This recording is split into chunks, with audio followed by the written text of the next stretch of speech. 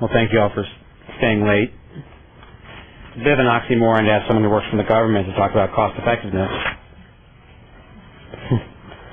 But we'll give it a shot. What I'm going to talk about is, in terms of atherosclerosis imaging, some concepts of what's it going to take and whose responsibility is it. I'm not going to send you out with a number. This is the cost effectiveness of calcium scanning. Because as Leslie mentioned, there's so many assumptions. And your assumptions are not my assumptions, are not his assumptions. And since it's very assumption-based, the numbers you get have a somewhat air of artificiality about them.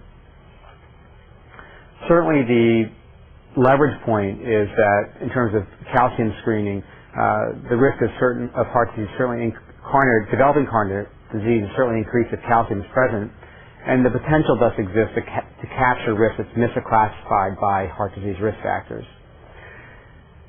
The cost of screening, though, for subclinical atherosclerosis to identify risk is really poorly understood. And so what factors will influence the cost effectiveness? I think this is a necessary but rigorous standard for a diagnostic test. We tend to think about cost effectiveness from the standpoint of therapies. But what we have to view then is cardiovascular prevention as a continuum. It starts, as we've heard so many talks tonight, about screening to detect. But it moves on from there and must lead to treatment that's adhered to that prevents outcomes. And what we're all talking about here tonight is right here, screening for detection. But where we're all very responsible is on this second line. As another principle, anatomic screening has to be additive to risk factor screening. That is, the comparison has to be between multivariate modeled risk, such as with the Framingham risk score, versus that plus some anatomic tests. In this instance, we'll talk about EBCT. And I think, as Leslie mentioned, its weakness is that it talks only about mortality and adjusted for quality, but it is what society asks for, and that is quality adjusted life years saved. So what are the modeling considerations? What do we have to be cognizant of if we're going to think about using any test, the test that you're interested in a cost-effective way?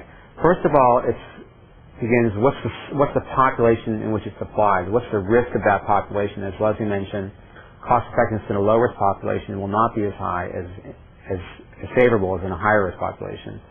The second is the aspects of the test itself. What's the incremental value of that test for risk prediction, and what's its actual financial cost, its actual cost? And then there's a concept of induced testing and incidental findings. Induced testing, tests that follow on as a consequence of the first test. Fourthly, what additional medications are used, and what's their cost and what's their efficacy.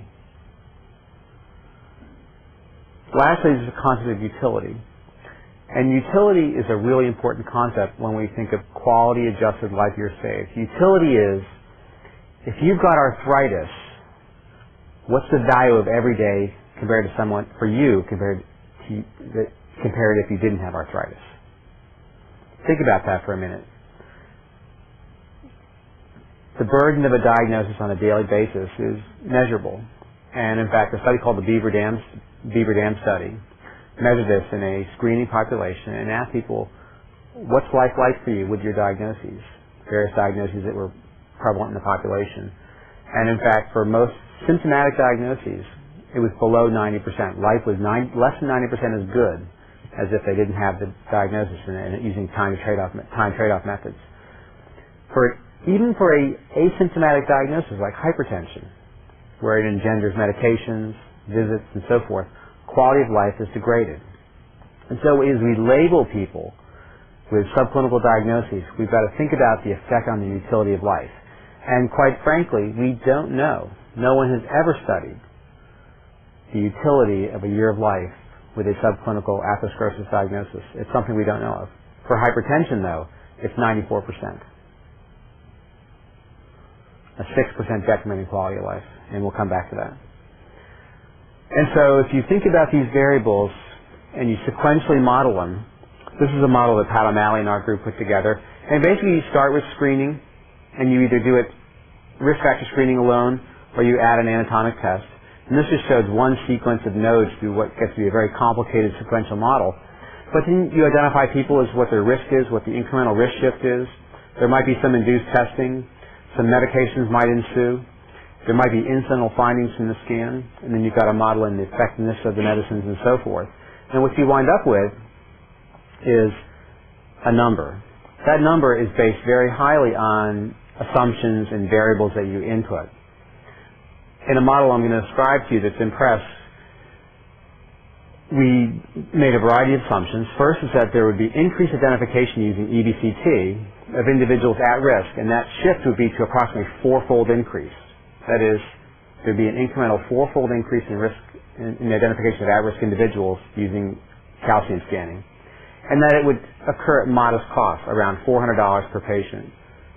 We took costs and model costs from the perspective of the payer, not society. This is a common way to do this, the payer who would be paying for the test. And then looked at induced costs, assuming as a base case that medicines would cost on average $300 a year, and there would be some incidental findings that would engender costs. In at-risk individuals, an at-risk individual is someone who was identified as being at greater risk on the basis of the anatomic screening than by the risk factor screening. We proposed there be some modest increase in subsequent cardiovascular testing or induced testing, such as stress testing, in about a third of those individuals perhaps. That there would be a substantial increase in use of preventative therapies, like we'd all hope, perhaps from 10% in the people not at risk to upwards of 3/4 of the population would be treated appropriately with risk-reducing medications. And that there would only be a minor decrement in utility, down to about 98%. Now remember, hypertension is 94%. So we felt those were fairly favorable assumptions to take as a base case. Other assumptions include life expectancy. When you diagnose someone at age 40, anything you do is going to last for life expectancy, or you hope is going to have an effect across life expectancy. This is the problem screening early in life, is that the cost model through life, such that someone at risk, someone who's at risk, at increased risk, might as a population have a slight decrement in the population's longevity of approximately 5 years over a low-risk population.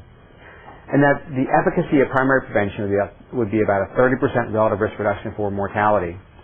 And then again, there would be this fourfold independent increased risk associated with coronary calcium. So those are the base case assumptions.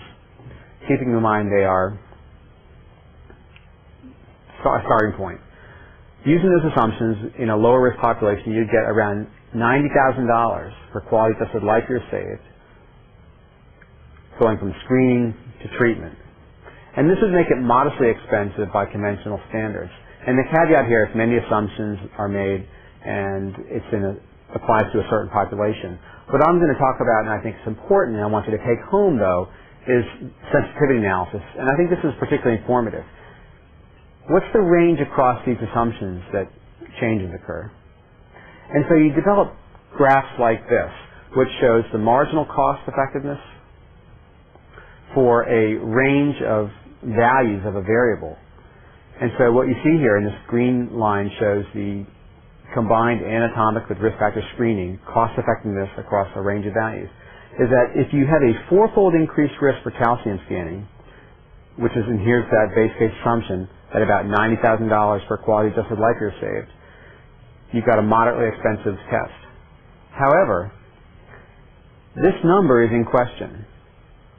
We don't really know the exact incremental value of scanning over risk factor screening.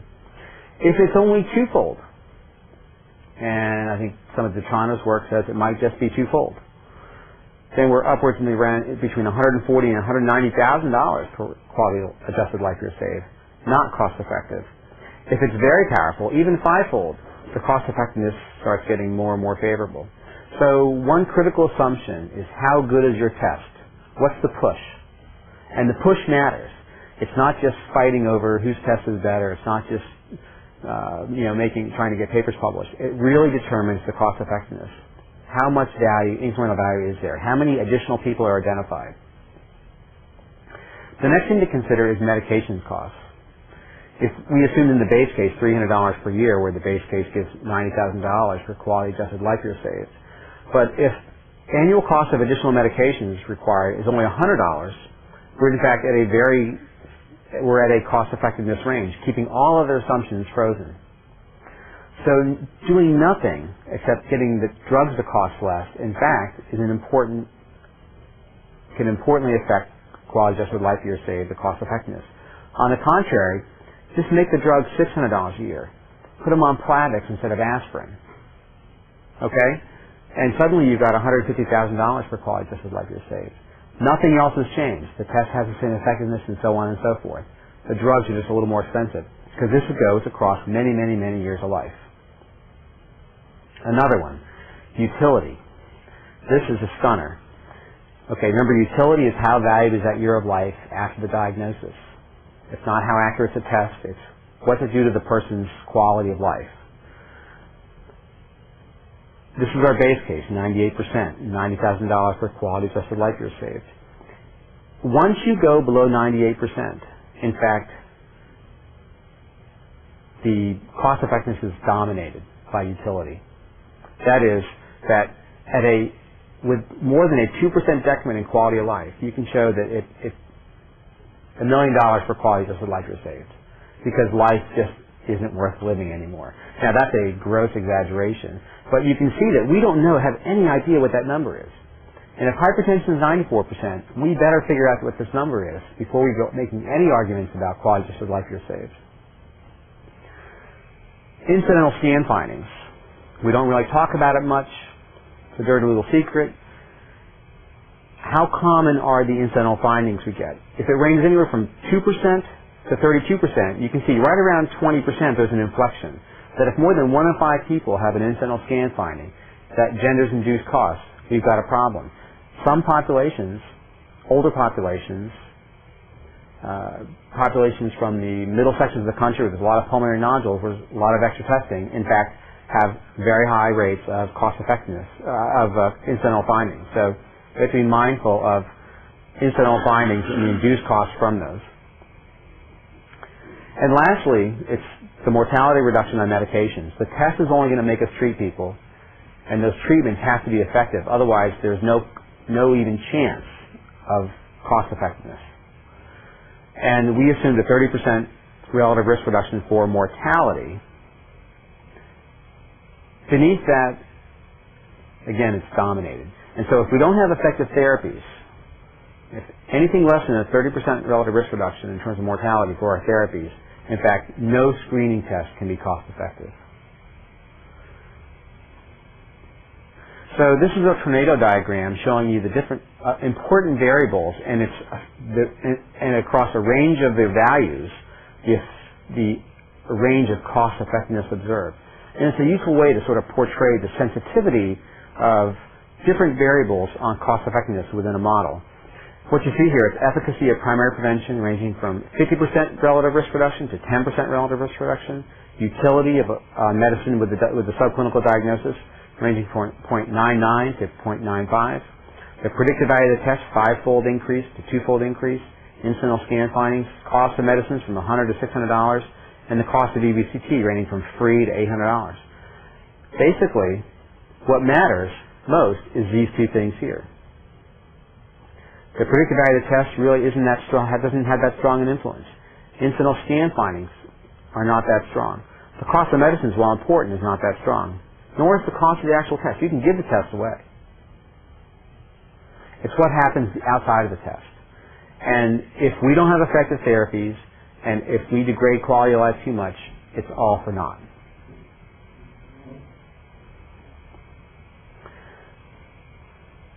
So what our analysis showed was that in a younger screening cohort at lower absolute risk, with some fairly favorable base case assumptions, it would be about $90,000 for quality-adjusted life years saved to screen with calcium screening.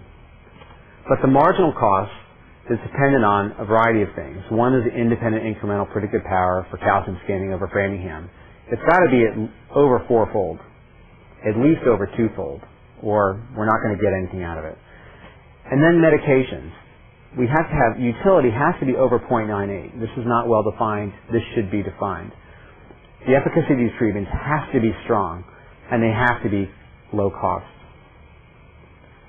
So health systems, insurers, and society need to understand the cost of new technologies that screen for coronary disease. And what I'm going to leave you with is a thought that cost effectiveness is going to be a partnership between imaging modalities that are accurate and independent. That's where most of us spend our time thinking. But it goes way beyond that. It goes to providers. If providers don't know to use the test and don't treat people to targets, our efforts will be lost. If patients don't adhere to our therapies, all for naught. Health systems have to allow access to tests and therapies, and industry has a big part of this. They have to not only develop effective therapies, but make them inexpensive enough. Otherwise, again, our attempts to have cost-effective screening tests are going to be lost. So I appreciate your attention. Hopefully I've left you with some thoughts on cost-effectiveness you didn't walk in with. We tend to think, oh, the scan costs $200 or $800, but I think it's a lot more than that, isn't it? Thank you very much.